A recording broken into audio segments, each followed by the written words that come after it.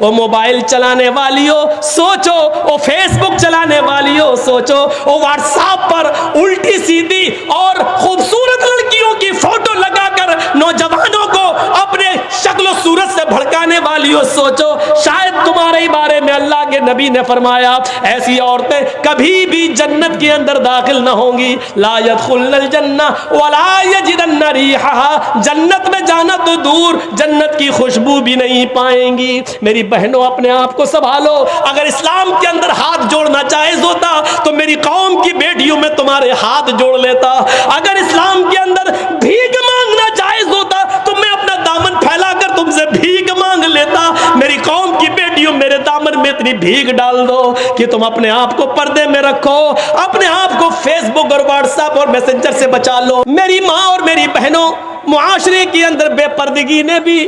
ایک غلط ماحول خراب کر دیا ہے، آج کل جلسے بھی اس سے محفوظ نہ رہے۔ جلسے ہوتے ہیں تو میلہ لگتا ہے، اور میلہ لگتا ہے تو نوجوان لڑکے اور لڑکیاں اس میلے میں جاتے ہیں، ان کی لپسٹک بھی ہوتی ہے، پردہ تو بنگال میں دکھائی نہیں دیتا ہے۔ میرے بھائیوں، جہاں تالاب کے اندر ایک طرف لڑکے اور دوسری طرف لڑکیاں نہاتی ہوئی نظر آتی ہوں، وہاں سے کون سی امیدیں لگائی جا سکتی ہیں؟ غور کرو میرے پیارے ساتھیوں، جو پردے کے بارے میں کبھی حضرت فاطمہ رضی اللہ تعالیٰ عنہ کو یاد کرو، جب ان کی موت کا انتقال کا وقت آیا تو انہوں نے اپنے شوہر سے کہا اے علی میری انتقال کا وقت قریب ہے، مجھے نہیں لگتا کہ میں بچوں گی۔ فرمایا علی نے ایسا کیوں کہہ رہی ہو؟ اے علی میری ایک وصیت ہے، اس کو نوٹ کر لینا۔ حضرت علی نے کہا تم میری بیوی نہیں، تم میری وائف ہی نہیں، محمد رسول اللہ کی بیٹی ہو، بتاؤ تمہاری کیا وصیت ہے، میں اس کو ضرور پورا کروں گا۔ کہنے لگی فاطمہ اے علی جب میرا انتقال ہو جائے، جب میں اس دنیا سے رخصت ہو جاؤں، جب میں اس دنیا سے چلی جاؤں تو میرے جنازے کو، میری لاش کو کفن سے ڈھانک دینا، سفید رنگ کا کفن جب میری لاش پر چڑھاؤ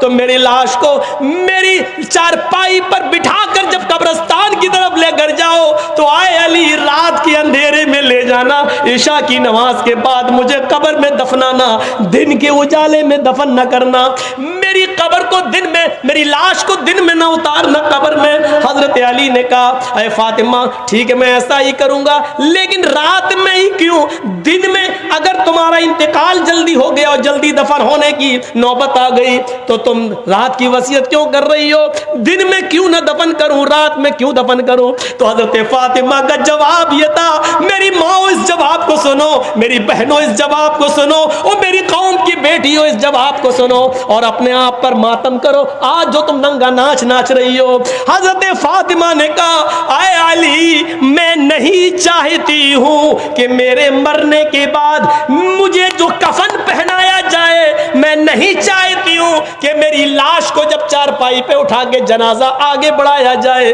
تو میں نہیں چاہتی ہوں کہ غیر مردوں کی نظر میرے مردہ جسم پر پڑے ہوئے کفن پر بھی پڑے، چہرہ تو دور، میں نہیں چاہتی کہ میرے مردہ جسم پر پڑے ہوئے کفن پر کسی غیر مرد کی نظر پڑے، میں نہیں چاہتی۔ یہ تھا محمد رسول اللہ کی بیٹی کا پردہ، یہ تھا محمد رسول اللہ کی بیٹی کا حال جو انتقال سے پہلے یہ وصیت کر رہی ہیں۔ وہ موبائل چلانے والیوں سوچو، وہ فیس بک چلانے والیوں سوچو، وہ واٹس ایپ پر الٹی سیدھی اور خوبصورت لڑکیوں کی فوٹو لگا کر نوجوانوں کو اپنے شکل و صورت سے بھڑکانے والیوں سوچو، شاید تمہارے بارے میں اللہ کے نبی نے فرمایا ایسی عورتیں کبھی بھی جنت کے اندر داخل نہ ہوں گی، لا يدخلن الجنہ ولا یجدن ریحها، جنت میں جانا تو دور جنت کی خوشبو بھی نہیں پائیں گی۔